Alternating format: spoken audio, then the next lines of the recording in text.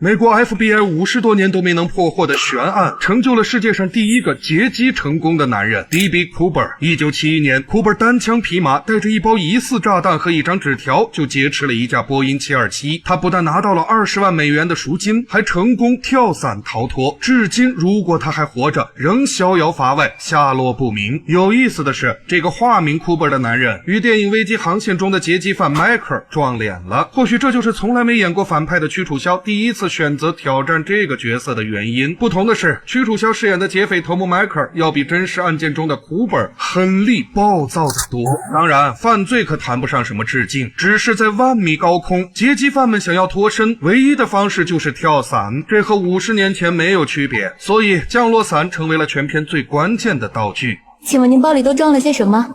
降落伞。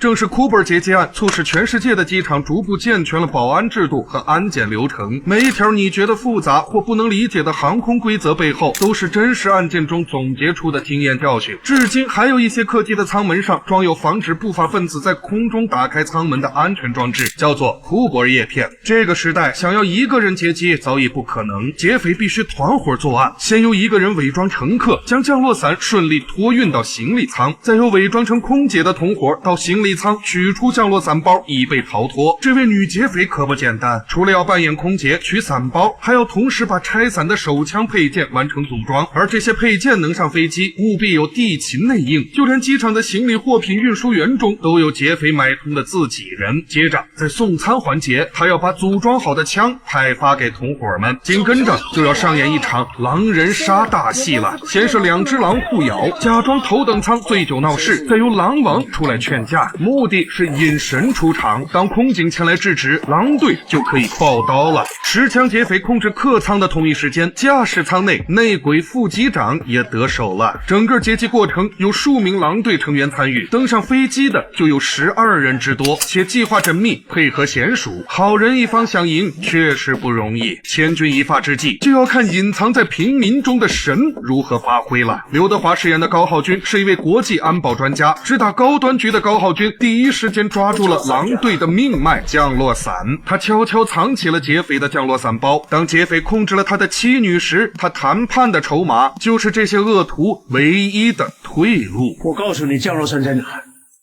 但没想到的是，劫匪头目迈克尔是一个疯子，每破坏一个降落伞包，他就会杀死一名无辜的乘客。当降落伞包只剩下一个时，他连自己人都不放过。精彩对局看的就是一个棋逢对手，疯批暴力杀人不眨眼的劫匪头目迈克尔其实是一名狂躁症患者。有意思的又来了，平时冷静谨慎的高浩军同样患有狂躁症。两个易怒易疯的人如何在一架空客 A380 飞上云霄之际上演一出以疯制疯，这便是危机航线最大的看点。高浩军的狂躁具体表现在生活中我们非常熟悉的怒路症上，过激的怒路症比酒驾还要危险。别那么着急嘛，是他忽然间停在怒路症司机的眼里，自己永远没有错，路上只有比自己开得慢的菜鸟和比自己开得快的傻人。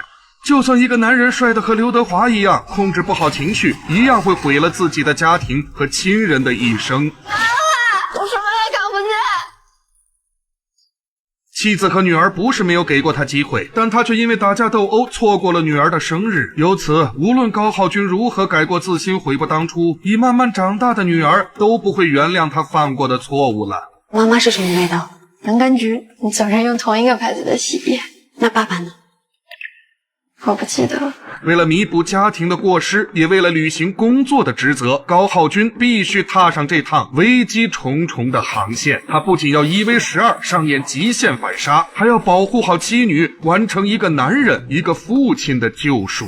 高空犯罪、密闭空间的大动作场面，以及肾上腺素狂飙的节奏，危机航线足以标榜2024国庆档院线影片的含金量。最后，小生想聊个更有意思的话题。1971年的库珀劫机案案虽是未破悬案，但多年后，许多美国国民竟把 D.B. Cooper 当成了罗宾汉一样的侠盗。因为这场劫案中，唯一受损失的是美国的保险公司。换句话说，在彼时的资本主义世界 ，Cooper 凭借过人的智商和胆识，劫走的是合法吸血鬼们的钱。而在危机航线中，劫机案的背后，似乎也是一场关于利益和分赃的阴谋。为这次航线扩张准备的5亿美金，不就在账上吗？转这么一大笔账是需要走程序的。有你、李航宇、你叔叔3个人就是最大的股东，集齐你们3个人的密码，随时都可以转账。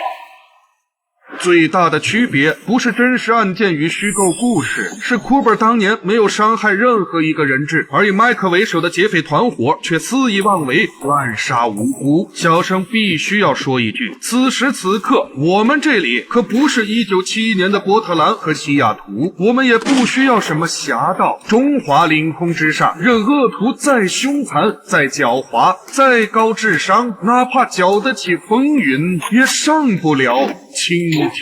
谢教授，你也未必有机会离开。